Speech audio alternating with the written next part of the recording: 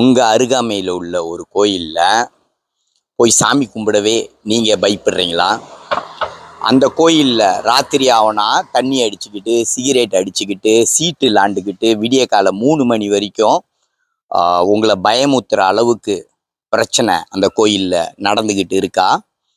இப்படி உங்க கோயில்ல நடந்துகிட்டு இருந்தா, உங்க அருகாமையில இருக்கிற கோயில் உங்களுக்கும் சொந்தம். உங்கள நம்பி தான் கோயில் கட்டியிருக்காங்க.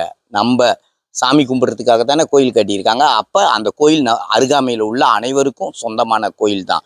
அப்படி உங்க இடத்துல, உங்க கோயில்ல ஏதாவது இந்த மாரி நடந்துச்சுன்னா, அருகாமையில உள்ள பாலாய் போலீஸ்க்கு போயி, அங்க உள்ள ஒரு இந்திய அதிகாரிய போய் பாருங்க. கண்டிப்பா ஒரு தமிழ் அதிகாரி இருப்பாரு. அவர்கிட்ட நடக்கிற விஷயத்த சொல்லுங்க. எப்படி இத கையாளணும்னு அவர்கிட்ட கேளுங்க. அவரு என்ன சொல்றாரோ அதை கேட்டு செய்யுங்க. ரிப்போர்ட்லாம் செஞ்சு அந்த மாதிரியான விஷயங்கள் நடக்காம தடுக்க வேண்டியது உங்க கடமை தான். பயப்பட தேவையில்ல. கோயிலோட ஓனரே அதை செஞ்சா அங்க உட்காந்து கூத்து அடிச்சுக்கிட்டு 3 மணி வரைக்கும் 4 மணி வரைக்கும் கூத்து அடிச்சுக்கிட்டு இருந்தா அங்க பப்ளிக் நம்மளோட கோயில் தான் அது. அவரு ஓனர், அவரு சொல்லலாம் அவரு ஓனர்னு. ஆனா கோயிலுன்றது பொது சொத்து. நீ ஒரு கோயிலுக்கு ஓனரா இருந்தா கோயிலை வீட்டுக்குள்ள கட்டி வீட்டுக்குள்ள கும்பிடு. உன்னோட இடத்துல நிலத்துல கட்டி உன்னோட தகரம் அடிச்சு மூடிட்டு நீ ஒண்டி கும்பிட்டேன்னா அது உன் கோயில். வெளியே வச்சு பொதுவில் கும்பிட்டா அது பொதுமக்களோட கோயில். பொதுமக்களோட கோயிலுன்னு சொல்லி நீங்கள் வச்சிட்டிங்கன்னா பொதுமக்களுக்கு தொந்தரவு கொடுக்கக்கூடாது. கோயிலில் உட்காந்து இந்த மாதிரியான சீட்டில் ஆடுறது, சிகரெட் அடிக்கிறது, தண்ணி அடிக்கிறதுலாம் செஞ்சிங்கன்னா பொதுமக்கள் போய் ரிப்போர்ட் பண்ணுற அளவுக்கு தான் இருக்குது. கண்டிப்பாக பொதுமக்கள் ரிப்போர்ட் பண்ணி தகுந்த ஆக்ஷன் எடுத்தே ஆகணும். அங்கே உள்ள அதிகாரிகளை போய் பாருங்கள், பார்த்து இதை ஆக்ஷன் எடுங்க. ஏன் இதை நான் சொல்ல வரேன்னா, பெரும்பாலும் பெரிய கோயிலில் இது நடக்கலை. சின்ன சின்ன கோயிலில் இந்த மாதிரியான விஷயங்கள் நடக்குது.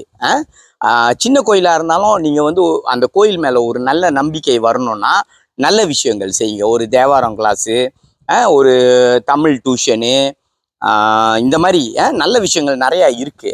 அதெல்லாம் ஃப்ரீயாக நீங்கள் அங்கே செஞ்சீங்கன்னா அந்த கோயில் மேலே ஒரு நல்ல நம்பிக்கை வரும். மக்களும் பயப்படாமல் அந்த கோயிலுக்கு வந்து சாமி கும்பிடுவாங்க. காலை பூஜை, சாயந்தரம் பூஜைலாம் செஞ்சு அந்த கோயிலில் ஒரு நல்ல எண்ணத்தை அங்கே உள்ள மக்களுக்கு உருவாக்கி அந்த இடத்துல நீங்கள் செஞ்சாதான் அந்த கோயிலை வச்சு வழி நடத்துகிறவங்க நல்லவங்களாம் பேர் வாங்க முடியும். நல்ல ஒரு விஷயம் மக்களுக்கு போய் சேர முடியும்.